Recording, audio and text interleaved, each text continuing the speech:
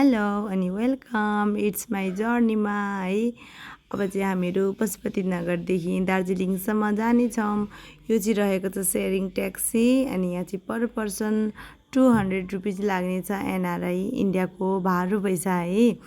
अनि यसमा चाहिँ हाम्रो बाबु 10 इयर्सको हो है। 10 इयर्सको भएको थियो, त्यही पनि उसको पनि भाडा लाग्छ। सिटमा बसेपछि भाडा चाहिँ लाग्ने नै हुने रहेछ। अनि चाहिँ हामी यहाँबाट चाहिँ यता पश्चिम पानी सिमसिम म्याक्सिमम् यहाँ पानी पर्छ अरे।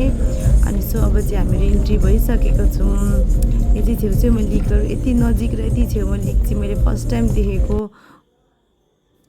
अनि यहाँ चाहिँ बाबु बोल्दैछ है। अनि हामी चाहिँ यहाँ मकै लिँदैछौँ। अब यहाँबाट मास्तिर चाहिँ मल रोड रहेको छ, त्यहाँ चाहिँ अब हिँड्नै पर्ने हुन्छ। हामी यहाँदेखि लगभग 1 किलोमिटर चाहिँ पैदल हिँड्नुपर्ने छ। अनि यहाँ चाहिँ म्याक्सिमम् 90% जति चाहिँ नेपालीहरू होइसिन्छ है।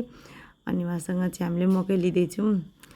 अनि मकै खाँदै खाँदै हामी चाहिँ अनि मकैलाई चाहिँ इन्डियामा भुट्टा भन्ने चलन छ है।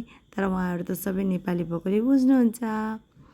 अनि यहाँ चाहिँ एकदम राम्रो कल्चर लाग्यो क्या। उहाँहरूले पेट्सहरूलाई यति माया गर्ने, यहाँको पेट्सहरूलाई है। सबैजना मोटो मोटो चिसो ठाउँ साह्रै राम्रो लागेको। अनि म पेट्स लभर पनि भएको हो है।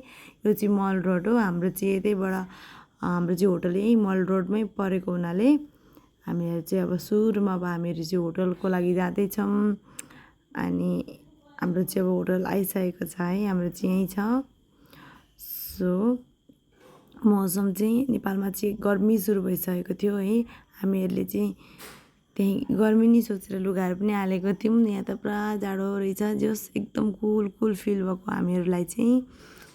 अनि मौसम राम्रो छ ट्राभल गर्नको लागि। ओके, अब चाहिँ हामी हाम्रो होटलतर्फ लागौँ। यो चाहिँ रहेको छ हाम्रो होटल। अनि होटलको टुर पनि अब आउने छ। अहिलेको लागि टेक केयर, बाई बाई।